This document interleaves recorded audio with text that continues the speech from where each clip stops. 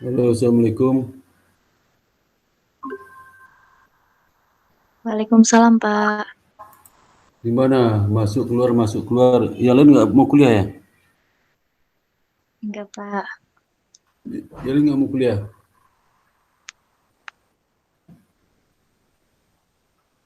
Iya, Pak, kira nunggu yang lain.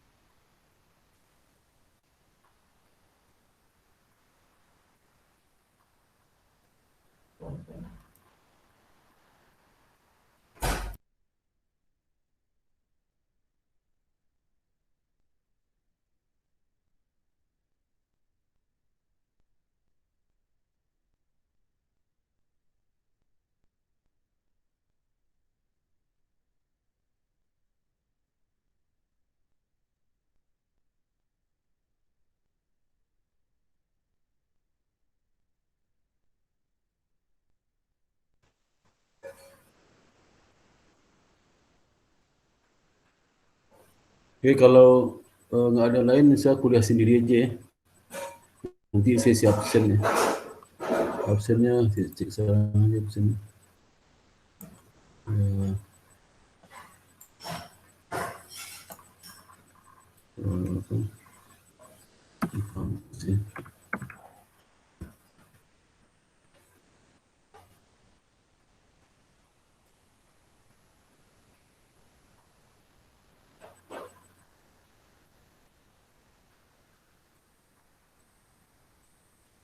Yang datang baru satu orang ya. Siapa si Cinta ya? Iya, Pak.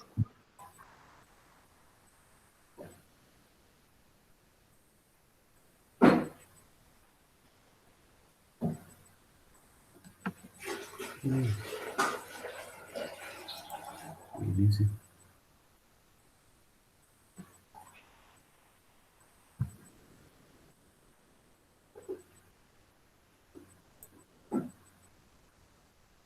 Iya kan.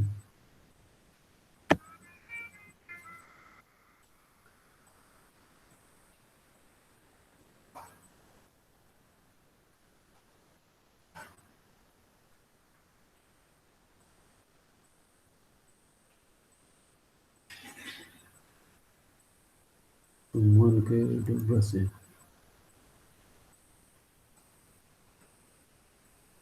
Mana Cinta ini? Dia. Oke.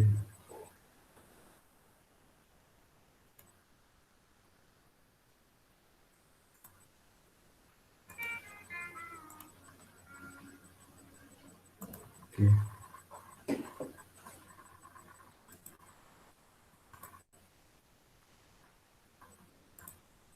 Oke, siapa nih? Sekitar datangnya. Kita datang.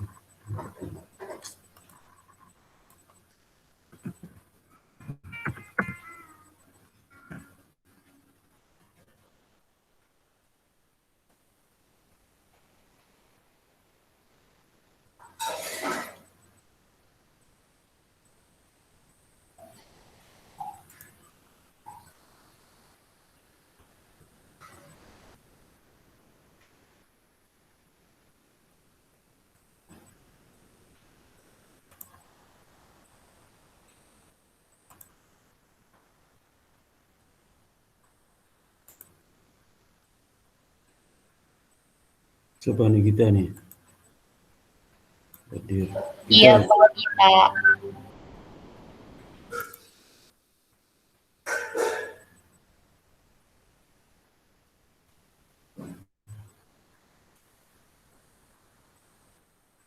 Oke, sekarang kita diskusi mengenai chapter 11 ya. Chapter terakhir ya. mungkin besok kita, kalau nggak selesai ini, kita nyambung ke pertemuan 13 ya. Jadi activity analisis dan fluorescence ya. Jadi persistent fluorescence itu nanti kita lihat sebentar, saya buka itu dulu e-booknya ya.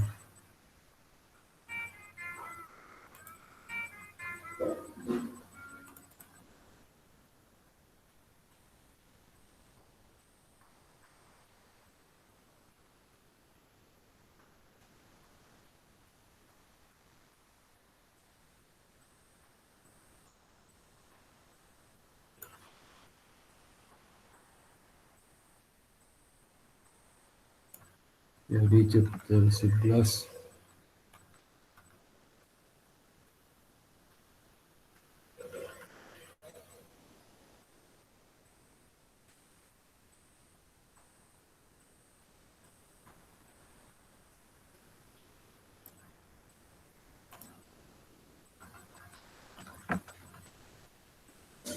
Jadi ada kita analisis dan fluorescence, bagaimana kita analisis dan menilai equity.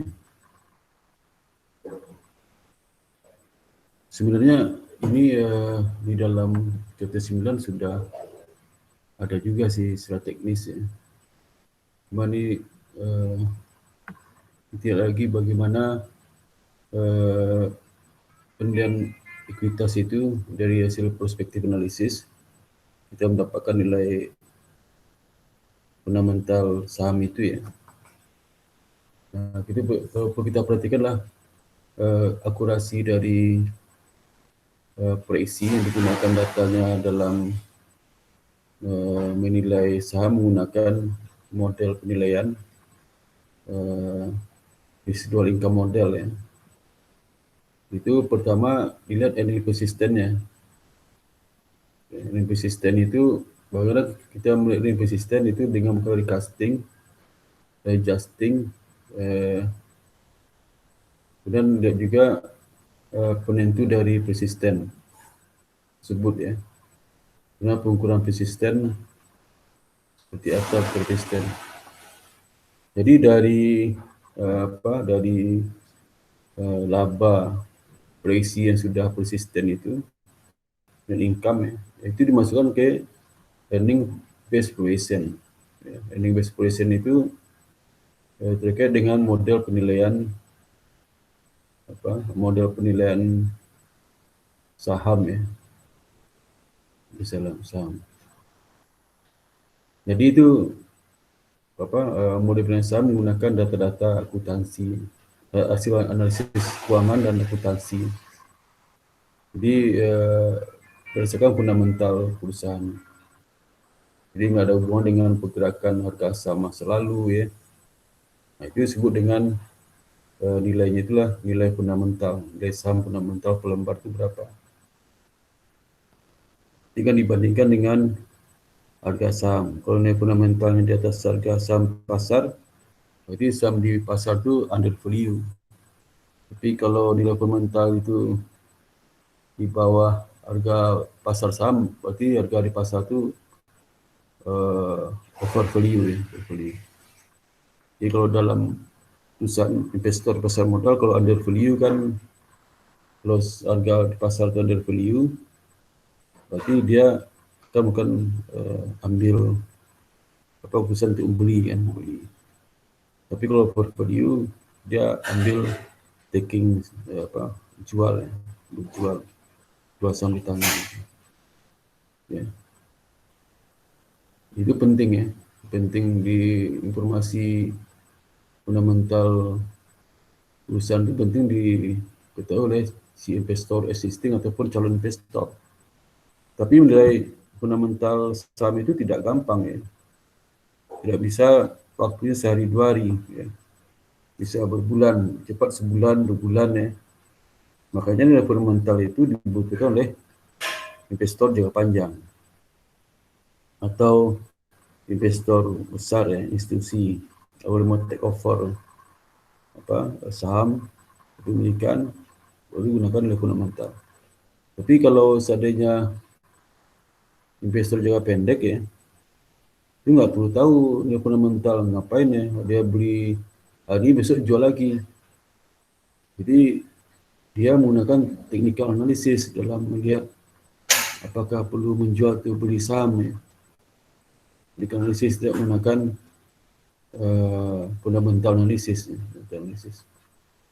Itu kalau technical analysis ya tergantung, kalau pasarnya semi efisien atau tidak efisien ya, maka dia berdasarkan harga masa lalu kan, soal tidak efisien pasar.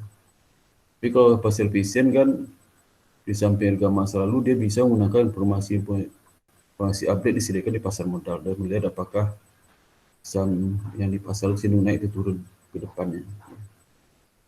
Trennya itu. Tapi kalau pasar tidak sophisticated ya, biasanya pergerakan masa lalu aja, itu pasar tidak efisien. Kalau semi strong ya mungkin di samping informasi harga saham sebelumnya ada, juga harga saham itu jadi pengaruhi informasi lain, tidak semata-mata pergerakan historical data ya. Itu pasar semi strong. Kalau pasar strong itu jarang. Yang dunia ini pasar strong, semi strong aja hampir semua mendekati. Jadi ya ada multiple penilaian terkait dengan fundamental saham itu. Nah, kemudian apa hubungan earning power dan forecasting ya. Jadi earning power itu kemampuan earning yang saat ini ada dalam mempengaruhi earning di masa depan. Makin tinggi kemampuannya, earning power-nya makin tinggi.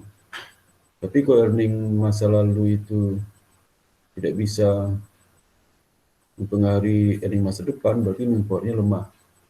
Ya.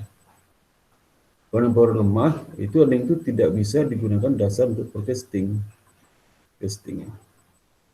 Jadi dasar forecasting dari earning itu seharusnya lah data historical itu earning power-nya tinggi. Kalau statistik itu namanya X-min itu bisa digunakan forecasting X masa datang kalau X-min itu memiliki standar deviasi yang rendah. Standar deviasi rendah, jadi standar deviasi tinggi, X-min itu tidak bisa dikatakan itu tidak mampu memprediksi berapa X di masa depannya. Bisa sekarangnya X1, misalnya X-nya sampai sekarang terakhir 60, ke depan itu apakah nilai 50, 60, 70, tergantung rata-rata X-nya itu, deviasi gimana. Data bergejolak, berfluktuasi, maka X-min itu nggak bisa percaya, tidak bisa digunakan untuk memprediksi X masa datang. Juga earning ya, earning juga gitu. Ya. Nah itu yang kita bahas hari ini ya, terkait dengan itu. Saya rasa sudah bisa nangkap apa enggak ya, karena ini termasuk ini agak tinggi juga sih. Dan saya bisa nangkap lah ya, maksud saya itu. Saya sudah baca dulu di bukunya. Jadi earning persistent, pertama itu earning persistent, bagian pertama. Itu adalah kunci untuk efektivitas dari analisis represent equity. Kunci itu. Jadi kalau earning persistentnya lemah, tadi yang saya jelaskan tadi itu, ini, ya. Earning persistent itu ada kaitan dengan earning power ya. Jadi kalau earning persistentnya lemah, kemampuan forecasting juga bias ya. Bias. Jadi analisis earning persistent itu tujuan utama analisis correlation itu, analisis equity. Ya. Jadi kalau seandainya kita menilai nilai equity fundamental tanpa earning persistennya, itu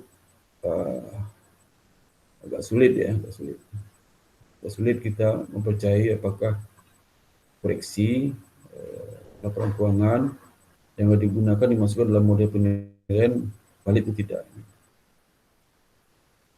Jadi ada atribut yang persisten termasuk, jadi atribut ini kalau dia bisa dipenuhi, berarti ada bisa tinggi, seperti stability. Stability itu kestabilan earning itu, periode historical itu lebih stabil.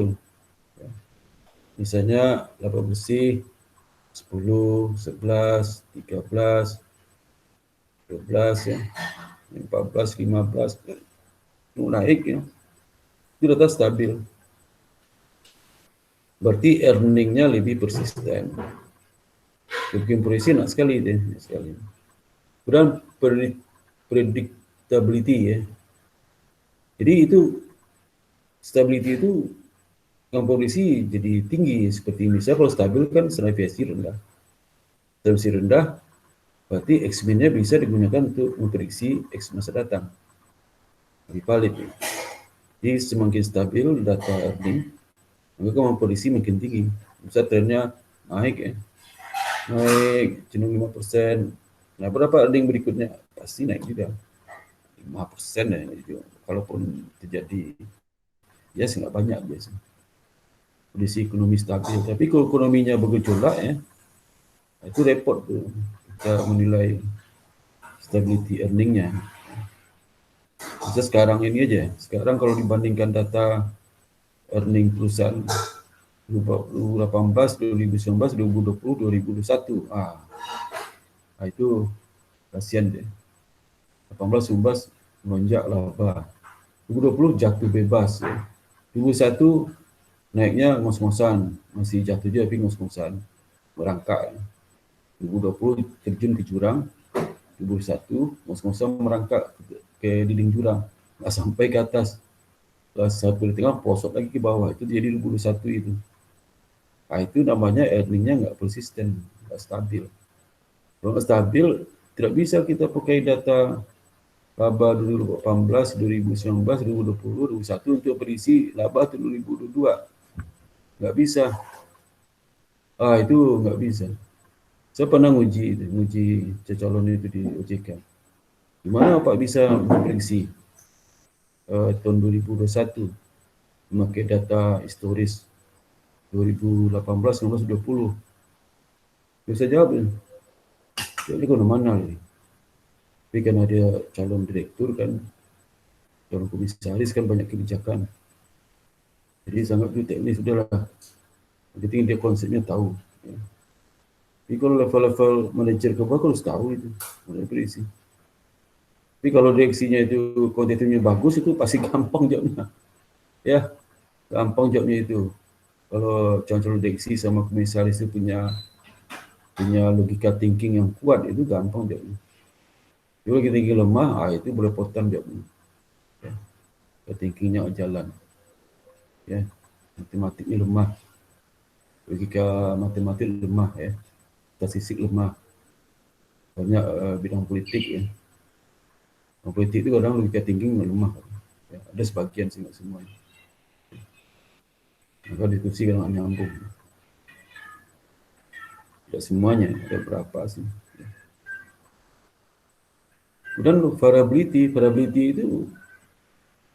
adalah variasi dari data itu banyak sekali, berarti nggak stabil itu. Yang nggak stabil variability data itu banyak. Misalnya variasi laba itu, misal laba 2018 200, 2019 210, 2020 anjlok negatif 150, 2021 pertengahan tahun udah jeblok ya, lebih dari tahun 2021. Itu gimana coba? Ya, kalau bisinya luar biasa bergejolak ya, berarti kan nggak bisa data itu dipakai untuk prediksi. Dan trennya nggak jelas, trennya naik itu turun, putih garis kesan naik, tapi naik itu kan dengan variannya yang tinggi sekali, mungkin dengan variasi yang tinggi, ya. Kemudian apalagi ada earning manajemen itu upaya-upaya nanti ada azan ketua azan selesai.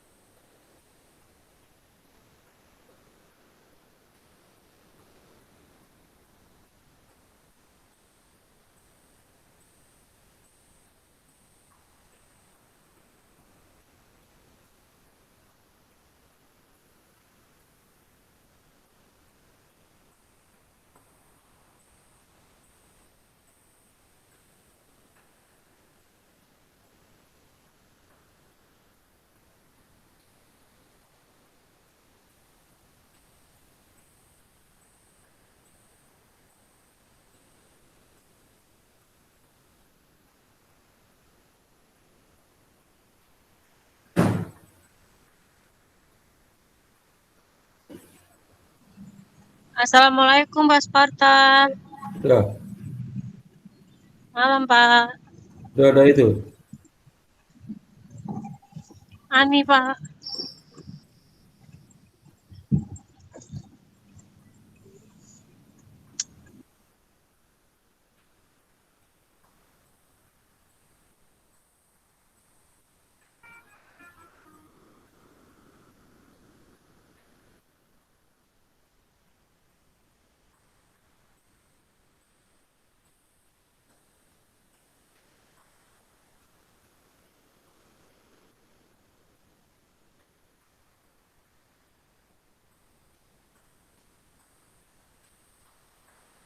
Bentar ya.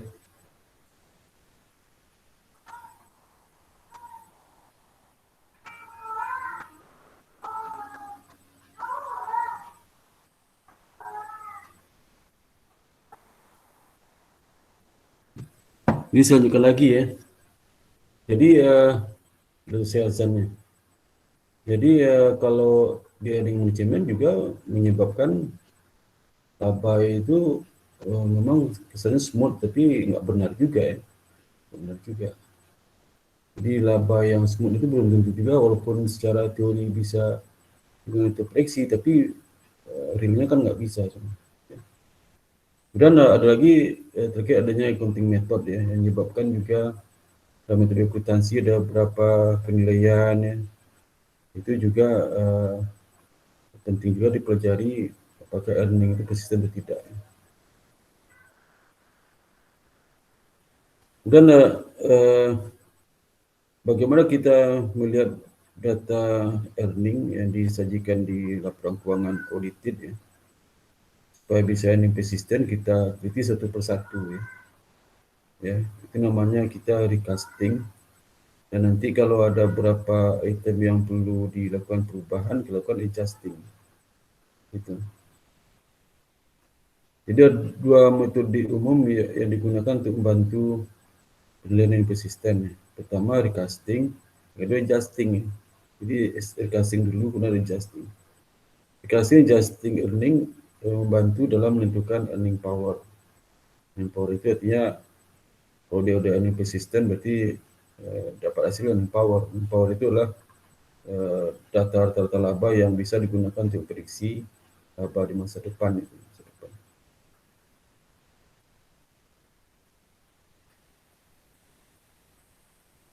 Jadi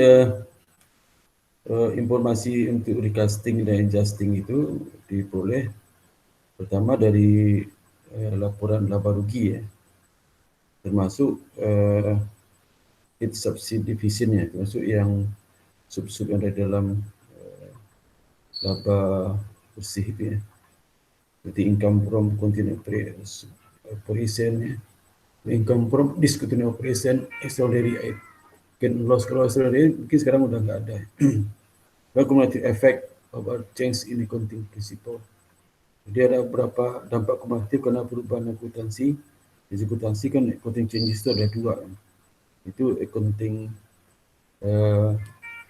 method ya. Yang kedua itu perubahan, pertama perubahan accounting ya, method ya. Yang kedua karena estimasi.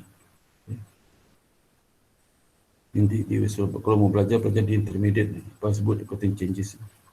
Ya. Kemudian juga laporan keuangan lainnya. Laporan keuangan lainnya seperti ya neraca, ya laporan arus cash, perubahan likuiditas, dan notes itu financial statement ya, catatan kaki laporan keuangan ya. Kemudian MDA itu yang terkait dengan apa laporan manajemen di annual report itu.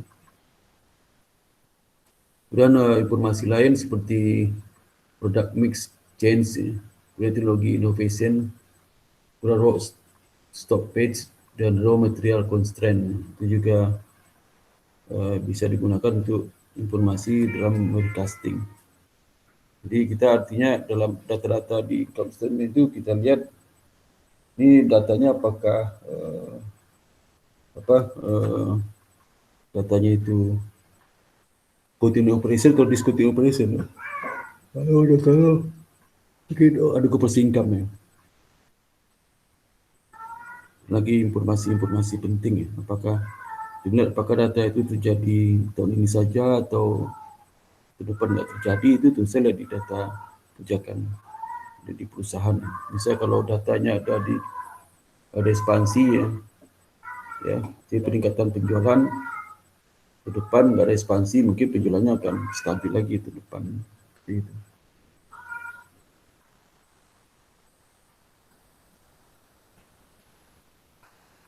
Jadi recasting earning itulah dia membantu dalam merearranging earning komponen untuk memberikan klasifikasi bermanfaat dan relevan untuk tujuan analisis. Untuk tujuan laporan nih, analisis kan bisa aja rearrange lagi klasifikasi tempatnya, ya bisa aja nggak masalah. Ya.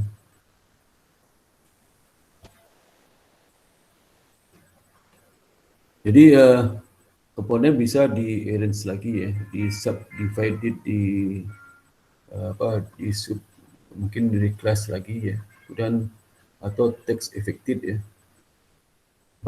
Tapi total harus direkonsiliasi terhadap income masing-masing produk.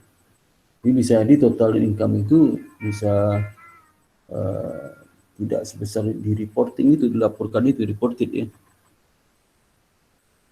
Kemudian ada juga discretionary expense ya, komponen seperti equity income ya, loss, consolidated subsidiary atau afiliasi yang harus dirata-ratakan atau tidak juga ya. Dan seperti komponen-komponen yang dilaporkan dalam pre-tax itu harus di-remove sepanjang mereka itu ada take effect-nya. Jika diklasifikasi itu apart from income ya, menjauhi dari income, kemudian operation ya. Jadi harus dipisahkan dari laporan income operasi. Jadi seperti itu. Kalau income tax disclosure memungkinkan satu item itu akan terpisah faktor terpisah ya, di mana dia akan bisa mengurangi tunaikan tax, seperti misalnya dikurangi tax credit, capital gain rates, tax free income, bisa juga menambah juga additional foreign tax ya, non tax deductible expense. Kemudian immaterial item yang tidak material ya.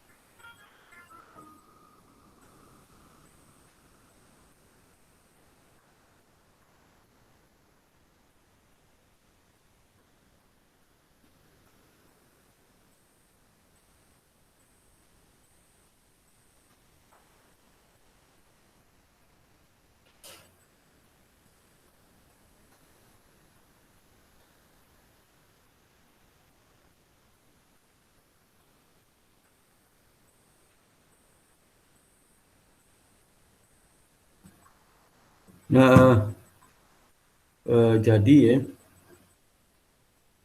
lagi WWN sama teman saya.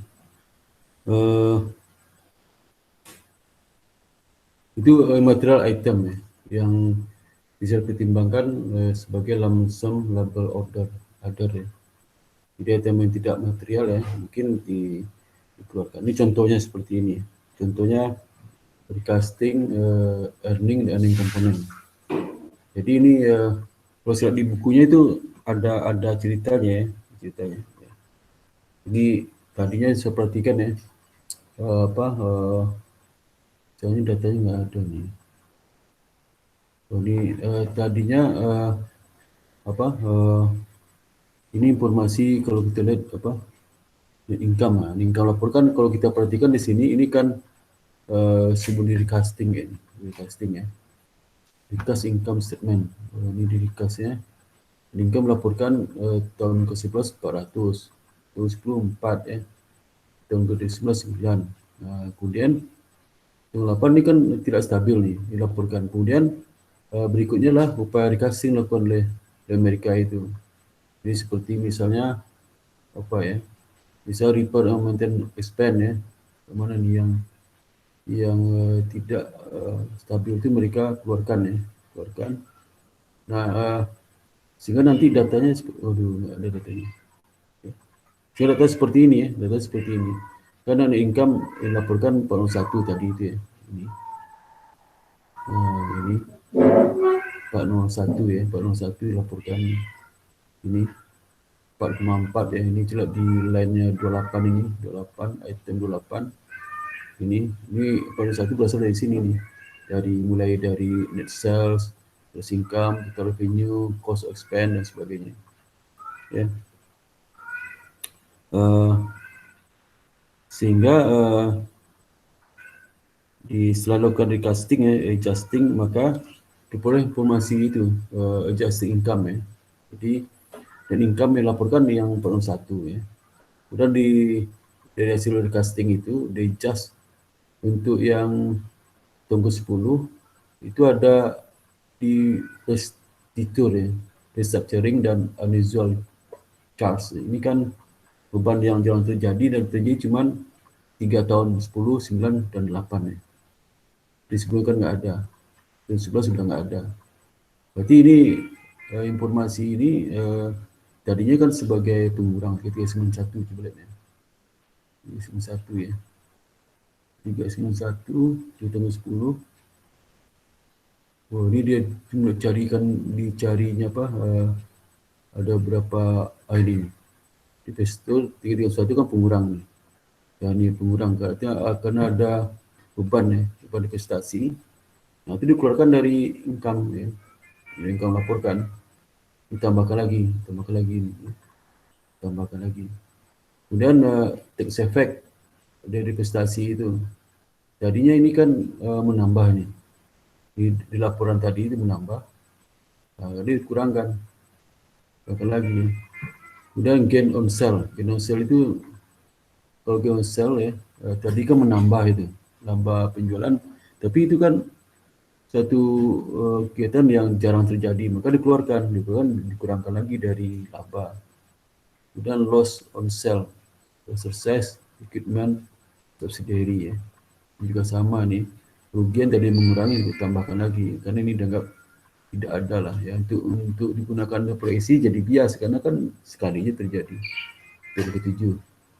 Kemudian ada lagi transaksi terkait dengan perusahaan Alaska ya, 4,5 ini menambah, mungkin ini jarang. Relief liquidation ini juga menambah, jarang terjadi ya. Dan juga yang terakhir cumulative effect of change accounting for income tax, ini ada perubahan akuntansi dampak ke income, itulah dari menambah 32,5 itu dikeluarkan, sehingga setelah di adjust ya, maka income-nya kelihatan itu stabil ya, 401, 329, 291, 263, 232, 221,8. Kalau tadi kan nggak stabil itu 401, 4,4, 1 sebelumnya, 274, dia stabil. Ditotalkan pendapatan yang telah di adjust ini dapatnya 1 739,8. Kemudian dibagi berapa? 1, 2, 3, 4, 5, 6. Bagi 6. Bagi 6 dapatnya 289,97. Nah, ini rata-rata laba ya, yang dihitung dari data laba historis yang sifatnya lebih stabil ya, stability tinggi. Nah, ini laba ini yang rata laba 289,97 ini mempunyai earning power untuk memprediksi laba di tahun tahun ke-12, 13, 14 seperti ini ya. Ini yang powernya tinggi ya. Ini maksud earning persisten itu menghasilkan earning power yang tinggi ya. Jadi earning persisten ditentukan oleh banyak faktor ya, termasuk earning trend. Ini kan ada trend ini dari 2021 pas itu cenderung naik ya. Kemudian juga probability-nya ya angkanya berkisar kan antara 21 sama 41, saya tidak terlalu jauh. Kemudian earning management, manajemennya ini bukan berarti earning management yang negatif ya, tapi kita melihat mana item-item yang non-recurring, yang jangan terjadi. Ya, tidak mungkin kita gunakan data historis itu untuk memprediksi laba masa datang ya. Nah, ada instrument management ya. Nah, ini kadang-kadang ya, instrument management itu kan menggunakan motivasi manajemen untuk melakukan rekayasa earning ya, supaya persisten. Jadi sebagai catatan, penilaian earning persisten itu dilihat selama baik business cycle ataupun long run. Tidak bisa jangka pendek, nggak bisa. Jadi kalau sini kan 5 tahun, berapa tahun ya. 6 tahun ya. Kalau lihat 3 tahun, misalnya 3 tahun bisa tahun ke-8, 9, 10 dikira itu ini cenderung turun, itu nggak tepat ya. Nggak kelihatan polanya, kelihatan. Jadi earning trend bisa dinilai sebagai berikut ya oleh metode statistik dari saya bilang tadi. Jadi kalau dia X-min-nya itu dengan deviasi yang tinggi, berarti trend earning itu nggak kelihatan. Atau lihat grafik ya, tidak ada trend, tidak turun. Bila ada deskripsi statistiknya, kemudian trend statement laporan keuangan itu misalnya menggunakan angka-angka laba itu yang diambil dari asing prosedur itu lebih menunjukkan arah trend seperti tadi. Nah, dalam penentuan earning persisten itu hati-hati juga terhadap earning management. Earning management itu dalam konsep inilah perubahan metode akuntansi atau asumsi yang digunakan dalam mengukur pos-pos item di laporan keuangan yang masih dalam skop standar akuntansi yang diterima umum ya. Jadi dia masih sesuai standar akuntansi. Ya. Dan bisa juga lakukan manajemen dengan offsetting extraordinary atau unusual gain loss ya. Atau big bet ya. Big bet itu bisa kalau dia bonusnya maksimal laba 100 miliar, bonus sekian. Kalau labanya 0 sampai 100 miliar, kalau atas 100 miliar, jadi maksimal bonus dicapai. Misalnya labanya 100 miliar, bonusnya kan 10%, 100 miliar, 10 miliar. Itu sudah maksimal. Kalau labanya 110 miliar, tetap aja. Kalau 110 miliar, laba tetap, bonus tetap 10% dari 100 miliar. Jadi 1M. Ya. Jika lebih, nggak diberikan lagi. Sehingga kalau itu terjadi, kalau nanti labanya di atas 100 miliar, manajemen itu berusaha akan menarik labanya itu di area masih dalam pemberian bonus. Nanti laba itu ditunda ya, ke tahun depan. Tunda itu dengan menunda pengakuan laba ya, atau menarik laba tahun depan ke beban tahun depan ke tahun sekarang. Sehingga dia tidak membazir lah ya. Jadi laba tahun sekarang di atas ketinggian optimum based on bonus ya, itu tidak terjadi. Breakdown itu dia hapus buku ya. Berapa dia hapus buku nanti menunjukkan tahun depan. Timing revenue dan expense pengakuan timing revenue. Terus sekarang mungkin ditunda tahun depan mungkin dari sekarang. Expense sekarang tunda tahun depan, expense depan dari sekarang. Dalam rangka untuk mendapatkan laba individu ya.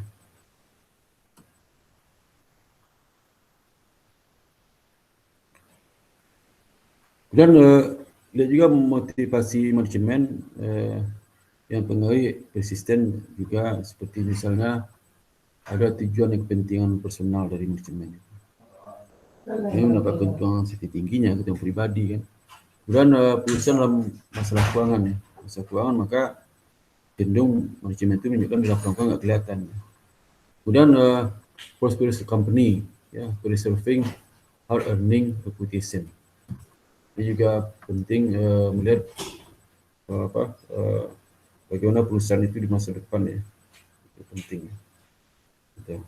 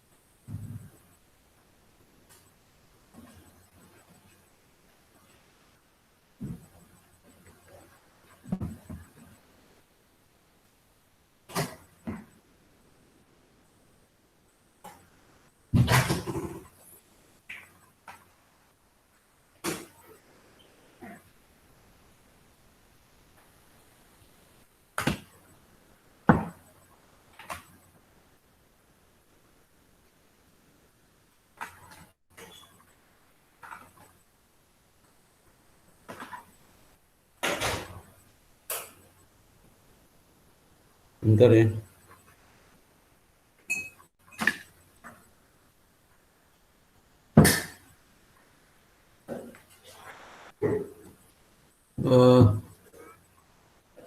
Jadi motivasi tadi seperti mana? Compensation plan, ini ada program kompensasi, bonus dan sebagainya.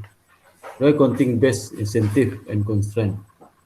Jadi ada insentif di berdasarkan akuntansi dan constraint terapi, target analis ya. Dan apa kaitan persisten dengan transitory item di dalam earning ya. Jadi item transitory yang tadi itu, yang hanya singgah sebentar itu, dalam item laba rugi itu sebenarnya bikin earning itu tidak persisten. Kalau kita gunakan data earning untuk tujuan proyeksi itu dikeluarkan sebenarnya, dikeluarkan ya.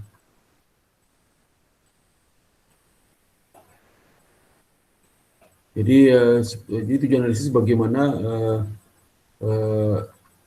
dalam laba bersih itu sudah mencakup item-item betul-betul selalu terjadi setiap periode ya, yang bisa diprediksi. Sedangkan item-item yang jarang terjadi sekali itu harusnya dikeluarkan. Begitu seterusnya. Jadi maka dalam analisis itu dia akan bagi item itu yang non-recurring sama recurring ya, recurring dan non-recurring ya. Jadi non-recurring itu ada di non-recurring itu ada di kelompok operasi, item operasi, laba operasi juga ada juga di kelompok laba non operasi. Jadi laba operasi item itu nanti ada yang itemnya yang recurring dan recurring. Dan di item yang laba non operasi juga yang recurring sama recurring. Seperti non operasi itu seperti bunga itu kadang setiap saat terjadi itu. Jadi recurring. Tapi ada juga yang non operating itu yang jarang terjadi itu banyak itu. Kalau yang operating gain ada yang non recurring itu seperti misalnya beban-beban yang rutin biasanya yang kadang-kadang muncul di proyek tertentu dan seterusnya ada. Jadi ini eksternal itu kan nggak ada ya sekarang. Nah dari situ nanti kita lihat kita bisa melihat bahwasanya kenapa ya data akuntansi itu bisa digunakan dalam prediksi harga saham. Karena ada hubungannya ya. Seperti dalam konsep model penilaian saham ya. Saham itu menggunakan apa ini residual income model. Ini residual income model nih ya. Residual income model itu di mana book value awal ya ditambah dengan expected residual income tahun pertama dibagi 1 tambah ke tahun 1 ya tahun pertama dan tahun kedua, tahun ketiga dan seterusnya. Ya. Makanya dari situ kita bisa lihat book value kan bab 1 ya. Residual income itu dimulai dari income dikurang K kali book value awal. Ya, K itu cost of capital ya, cost of capital. Ya. Kemudian dari kondisi seperti itu nanti kita lihat juga price to book rasio ya, market value dibagi dengan value ya. Ya. Nah, market value menggunakan rumus residual income tadi kan, dibagi book value. Ini sama dengan 1. Jadi ini turun dari rumus yang tadi ini misalnya, ini kalau ini dibagi dengan book value T ya, book value T bagi value T ya. Nah, ini kan bagi value T dapat 1 ya. Ini bagi value T bagi value T. Ya, sehingga ini dapat 1 di situ nih, 1. Ya. Dan kalau residual income model ya, ini net income dikurang K kali book value T dibagi ini book value T, book value semua, maka akan dapat seperti ini. Return on common equity dikurang K. Ini dapatnya. Ini turun dari situ ya. Sehingga dapat kita katakan bahwasanya return on common equity itu pengaruh ke harga saham. Dan cost of capital juga pengaruh ke harga saham, hubungannya negatif. Jadi semakin tinggi cost of capital, maka harga saham itu akan makin turun. Risiko makin tinggi. Dan kalau return on common equity makin tinggi, pasti harga saham makin tinggi. Itu apa adanya logika teorinya di situ ya. Jadi kalau mau saya menjelaskan pengaruh return on common equity terhadap harga saham itu logika teorinya pakai rumus ini aja. Saya dulu nulis ini pakai ini. Yang price to earning ini kadang nggak pakai matematik, repot. Ditanya oleh dosen, pelan input. Bagi dosennya orang partisi itu. Partisi ditanya, waduh. Jadi kalau rumus ini siapapun akan kekunci mulutnya itu. Ya, rumus ini digunakan untuk menjelaskan pengaruh return common equity terhadap book value dari saham ini sini. Nanti return common equity ada hubungan dengan ROA, udahlah pasti gampang menjelaskannya. Ya, ini satu pun nggak ada pakai matematik ini menjelaskan return common equity terhadap harga saham. Dan dari segi price to earning ratio ya, price to ratio kan market value of equity bagi net income ya. Sehingga tadi itu ini P bagi PS ya. 1 bagi K kali short term growth ya, dikurang long term growth dibagi long term growth ya. Ya. Ini jadi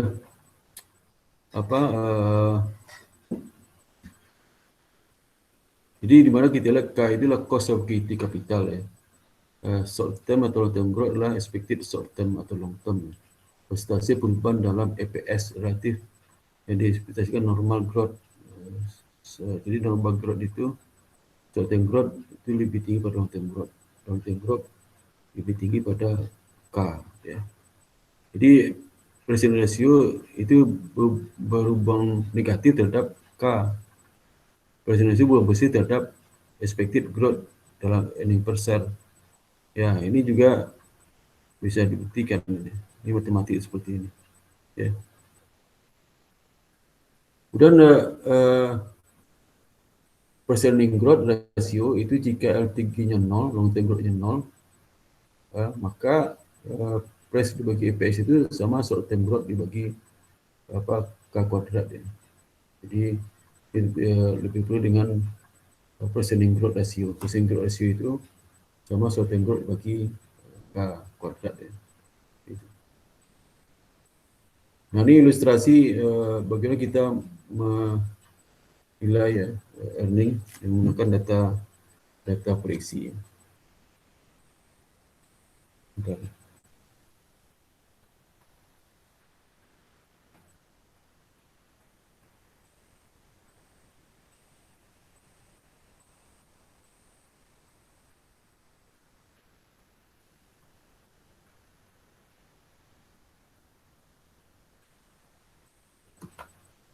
Kita punya sensor. Ini dia punya semua siap. Mungkin ada siapnya. Ketemu visual saya tak di atas lagi. Di sini.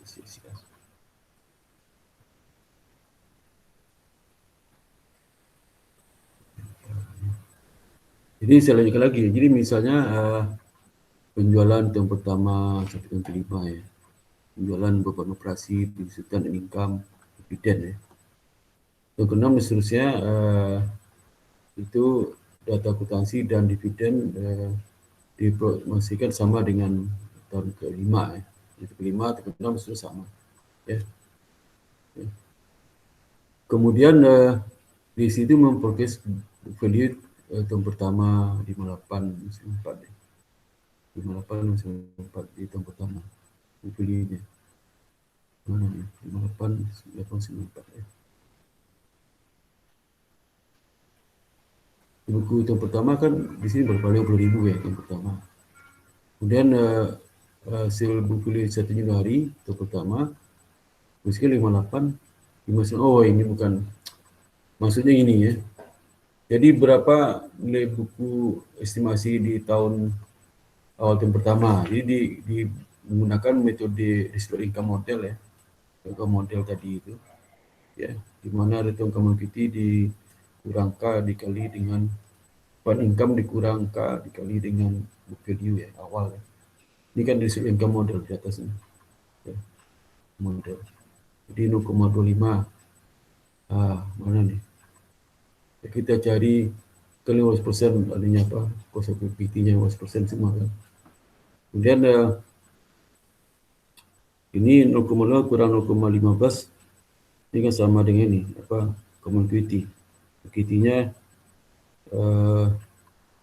return on common equity ya. Common equity kan income 12.000 dibagi 50.000 kan itu dapatnya berapa? 20%. Dan dikurang dengan K. K-nya 15%. Jadi return ROC return pertama dikurang K dikali dengan di buku awalnya 50.000. Kalau tahun kedua hitung aja tahun kedua berapa ROC-nya. Di 11.700 dibagi dengan nilai buku akhir tahun pertama. Tahun pertama akan dapat ini. Ya. Ini. Buku tahun pertama dapat berapa? Buku tahun pertama kan ada sini ya. Ya, ini buku tahun pertama itu 50.000 awal tambah net income. Dikurang dividen. Ini bukunya. Ya. Aduh, mana ini ya. Yes.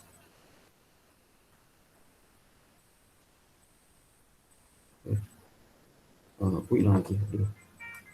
Ya. Jadi ini bilang ini ya. Ini ya. Aduh, hilang lagi.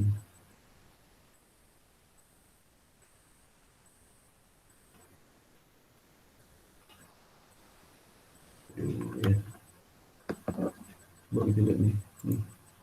Ini ya. Jadi itu ya. Jadi nah ini ada penjelasan sedikit ya. Ini return common equity tahun pertama, income tahun pertama dibagi portfolio awal tahun pertama ya. Kalau 1,500 bagi masih 20% dan seterusnya. Ya itu maksudnya. Kemudian dan sekian lagi. Dari situ maka diperolehlah apa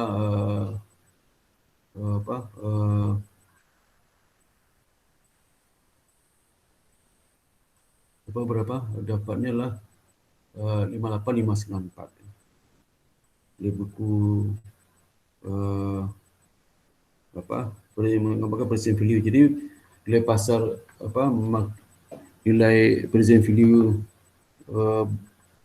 aktiva bersih perusahaan di awal tahun pertama itu 58594 gitu. 58594 ya. Itu nilai fundamentalnya. Kemudian apa berdasarkan invest valuation ini kan 4,91 ya. Ini tingkat bukti 12% ya.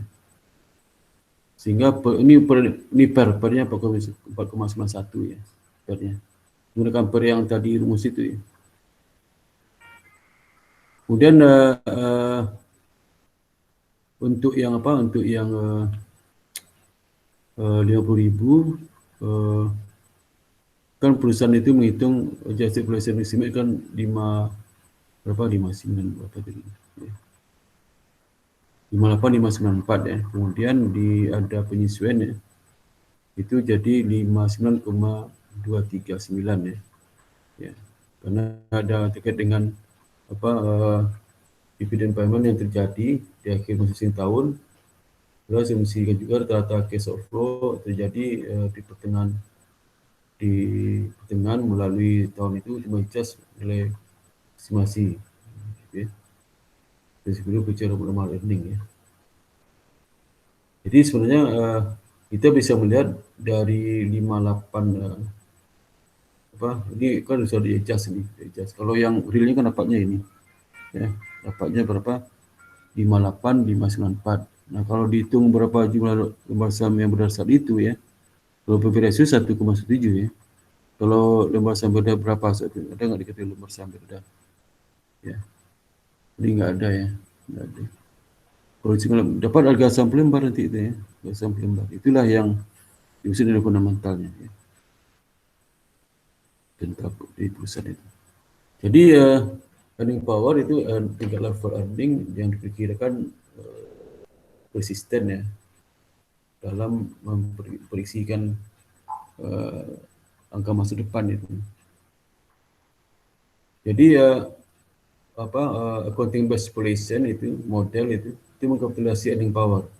Jadi tadi itu impornya berapa 58 impornya tadi itu ya, tadi berapa impornya ya. Jadi lihat perhatikan ini data income kan ini tinggi impornya kan dari 10 dari 12.500 12.700 ini kan tidak data tidak dari ini terlalu jauh ya.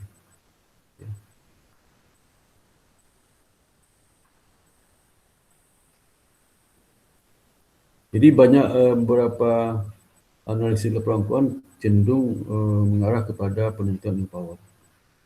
Dan earning power merefleksikan earning dan semua komponennya ya. Dan stability, persisten ya, kemudian sustainable trend ya. Earning power. Dan faktor yang dipilih itu temurisan waktu untuk pengukuran earning power ya. Biasanya 1 tahun ya, sering terlalu pendek ya. Probability mengukur earning power. Berapa investing dan sensitivity itu sesuai long term. Jadi earning power itu nggak bisa setahun, bisa tadi itu kan 6 tahun ya. Karena memang dampak investasi itu 5 sampai yang panjang kan 5 tahun ya. Atau 6 tahun ya. Itu lebih baik mengukur earning power menggunakan rata-rata ya. Jadi lihat juga variasi datanya itu. Ya. Jadi extended periode itu akan mengurangi distorsi, regulasi, jadi tidak reguler akan kelihatan ya. Dan juga treasury effect juga akan kelihatan. Tapi kalau hanya setahun 2 tahun nggak kelihatan. Kemudian keistimewaan lebih cenderung teori waktunya ini sampai 47 tahun. Ini ada sih di sini rule tetapnya 4 sampai 7 tahun. Jadi kan 6 gitu ya. Kalau minimal 4 tahun ya. 4 tahun.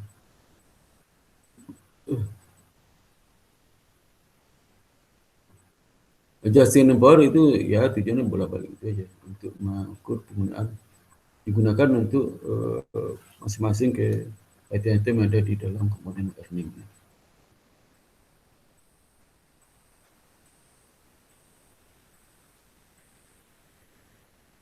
Ini contoh per set earning adjustment. Punya earning forecast juga. Ya. Jadi dengan telah melaksanakan melakukan analysis earning komponen ya, ini balik lagi tadi. Jadi elemen yang earning forecast ya, current dan past dividend tidak lagi bukti masa lalu sekarang. Kemudian reasonable forecastnya, reasonable enggak. Udah ada kontinuitas dalam momentum kinerja perusahaan. Dalam prospek industri, perusahaan, kondisi keuangan perusahaan, dalam manajemen, kualitas manajemen, kemudian pengelolaan aset ya. Kemudian juga ekonomi dan kompetitif faktor dipertimbangkan untuk kata kunci seperti misalnya monitor order backlog, demand trend ya, demand trend. Kebahasan dalam internal reporting itu terkait dengan kesulitan dalam menilai earning komponen yang perlu berdasarkan 1 years index ya. Ya. Maksudnya yang setahun lah.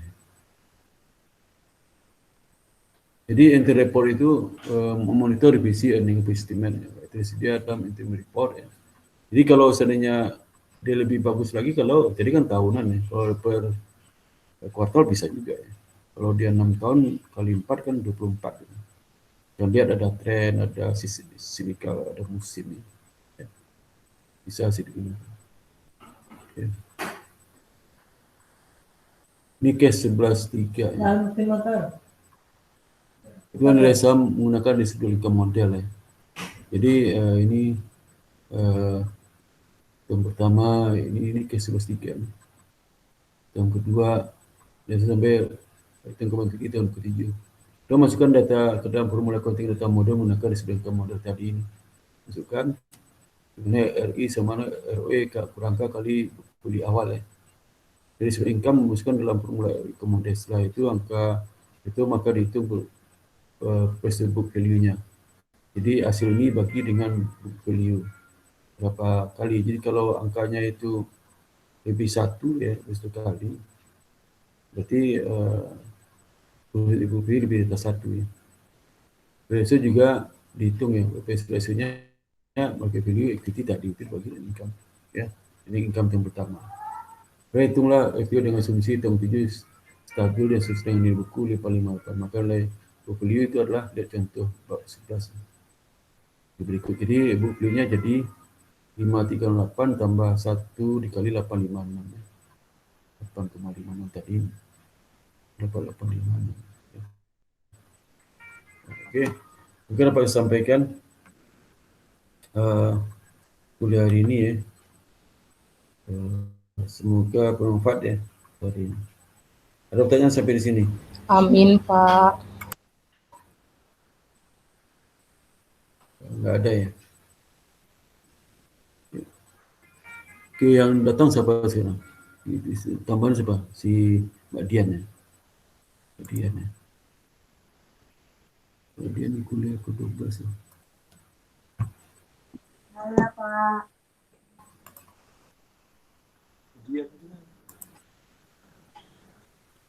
Yang terlambat sudah datang sudah terakhir. Terakhir sampai absen baru datang. Ya, sudah terakhir datang kamu. Saya anggap tidak hadir aja ya. Tidak hadir lah. Ya, sekali. Ya, Pak. Saya anggap nggak hadir. Kamu baru muncul ya. Tadi kan ada si Dian, Sinta, Gita saya buka. Muncul lagi 2 nih. Saya nggak hadir aja. Sekali segitu aja. Ani hadir, Pak. Jeffrey tadi hadir, Pak. Ada nggak ada?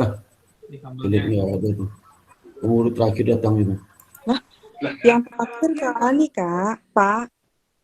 Kan ada di Iya, iya yang datang terakhir itu si Ani sama Zeferin. Ada kan 4 ini, Sinta, kita sama Dian kan?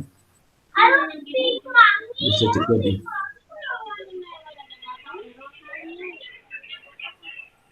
Sekali absen nggak apa lah ya. Zeferin, mana Zeferin?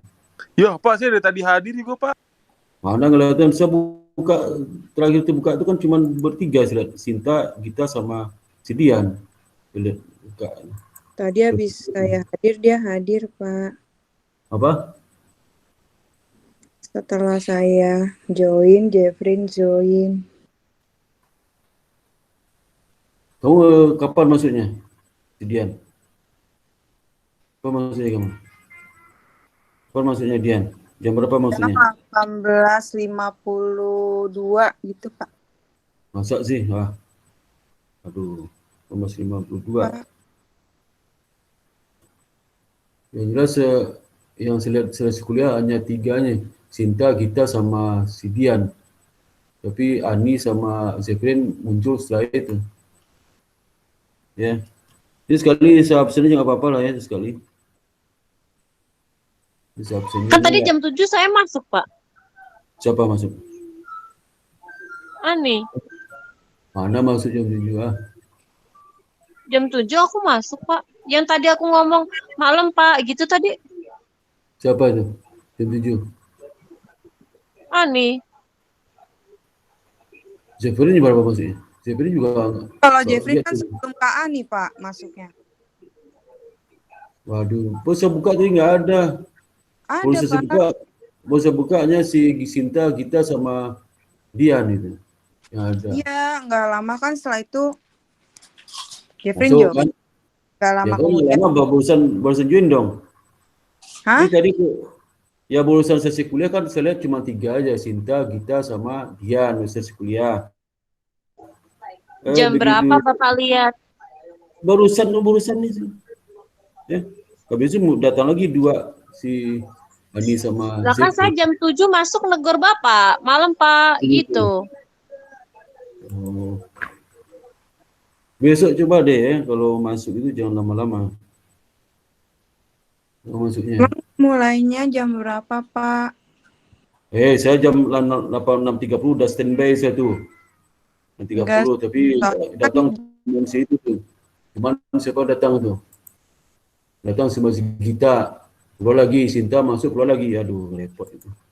Iya kan? Keluar masuk gitu. Saya stay tadi jam 6.30 udah stay saya. Enggak, Pak, maksudnya dikasih tahu teman-teman biar nggak telat maksimal sampai jam berapa, Pak?